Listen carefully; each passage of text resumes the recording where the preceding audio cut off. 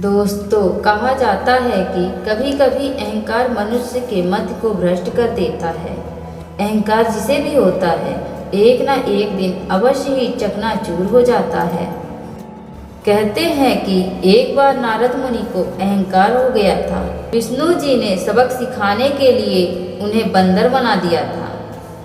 पौराणिक कथाओं में देवर्षि नारद का जिक्र अवश्य मिलता है।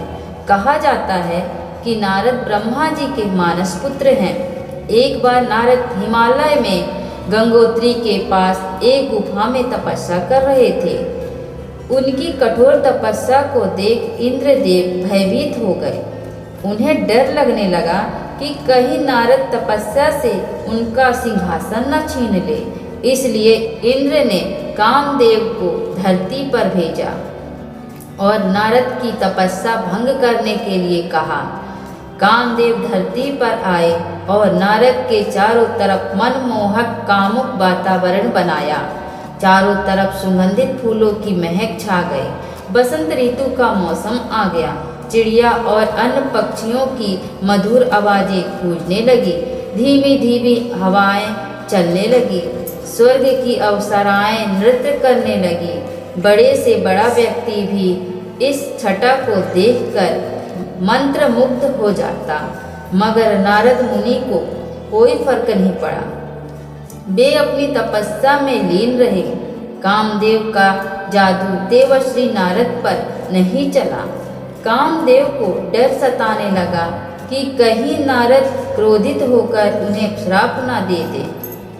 फिर कामदेव जाकर नारद से क्षमा मांगने लगे। नारद ने उन्हें कुछ नहीं कहा और क्षमा कर दिया। इसके बाद नारद के मन में अहंकार आ गया कि वह सबसे बड़े तपस्वी हैं, क्योंकि उन्होंने कामदेव को जीत लिया है। वे शिव जी के पास गए और कहा कि उन्होंने कामदेव को जीत लिया है। शिव जी को लग गया कि नारद को अहंकार हो गया है। उन्होंने नारद से कहा कि यह बात आपने मुझसे कह दी, लेकिन विष्णु जी से कभी मत कहना। नारद को शिव जी का यह कथन अच्छा नहीं लगा।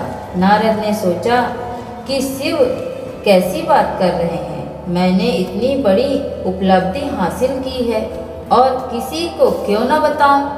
वे वहां से विष्णु जी के पास पहुँचे और सारी बात बता दी। भगवान विष्णु को भी लग गया कि नारद अहंकारी हो गए हैं। उन्होंने नारद को अहंकार दूर करने के लिए एक उपाय सूझा। विष्णु जी ने नारद के रास्ते में एक सुंदर नगर बसाया। वहाँ के राजा की एक सुंदर कन्या थी, जिसका नाम विश्वमोहिनी था। विष्णु जी ने उसके स्वयंवर की कहानी रची। नारद को भी इस स्वयंवर के बारे में पता चला। वह राजकुमारी को देखकर मोहित हो गए। उसकी सुंदरता के सामने नारद अपनी सारी तपस्या भूल बैठे। उन्होंने तुरंत विष्णु जी का आह्वान किया। तब विष्णु जी नारद के समक्ष प्रकट हुए। नारद ने विष्णु जी से कहा कि वे उन्हें इतना सुंदर रूप दे कि स्वयंवर में राजकुमारी उन्हें ही चुने।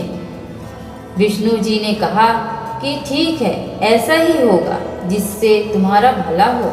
विष्णु जी के तथास्तु कहते ही नारद का स्वरूप बंदर के समान हो गया। नारद को इस बात का बिल्कुल भी अंदाजा नहीं था। उन्हें लगा कि विष्णु जी ने उन्हें सुंदर रूप दिया है। वे खुशी खुशी स्वयंवर में चले गए। जैसे ही वे स्वयंवर में पहुँचे, हर कोई देखकर उन्हें हंसने लगा। नारद को यह बात समझ में नहीं आई। बाद में भगवान विष्णु स्वयं वहां प्रकट हुए और विश्वमोहिनी ने उनके गले में वरमाला डाल दी। यह देखकर नारद को बहुत क्रोध आया। तब विश्वमोहिनी ने हंसकर कहा कि नारद जी, एक बार दर्पण में अपना मुख तो देखिए। नारद ने वहां जलाशय में अपना मुख देखा तो बानर मुख नजर आया। उन्हें बहुत क्रोध आया और उन्होंने विष्णु जी को श्राप दे दिया कि जैसे मैंने नारी का वियोग सहन किया है, उसी प्रकार आपको भी अपनी पत्नी का वियोग सहन करना पड़ेगा। जब विष्णु जी की माया समाप्त हुई तो नारद मुनि का अहंकार खत्म हो गया। उन्हें अपनी गलती का एहसास हुआ। देवर्षि नारद ने विष्णु जी से क्षमा मांगी। त्रेता युग में विष्णु जी ने अयोध्या में राम अवतार के रूप में धरती पर जन्म लिया और कहते हैं कि के श्राप की वजह से भगवान राम को सीता का वियोग सहना पड़ा था। जब राम को 14 वर्ष का वनवास हुआ था तब सीता उनके साथ वन में गई थी और वन में ही सीता का हरण रावण द्वारा किया गया था। तब भगवान राम ने सीता को ढूंढने में बहुत कठिनाई का सामना किया एवं जिस तरह नारद जी विष्णु मोहिनी के स्वयंवर में असफल होने पर दुखित थे, ठीक उसी प्रकार भगवान राम भी सीता की खोज में जब पहली बार असफल हुए थे तो काफ़ी दुखी थे। दोस्तों, यह पौराणिक कहानी अगर आपको अच्छी लगी हो तो वीडियो को लाइक कर दीजिए एवं चैनल में पहली बार आए हैं तो चैनल को सब्सक्राइब कर दीजिए और कमेंट में लिख दीजिए हर हर महादेव।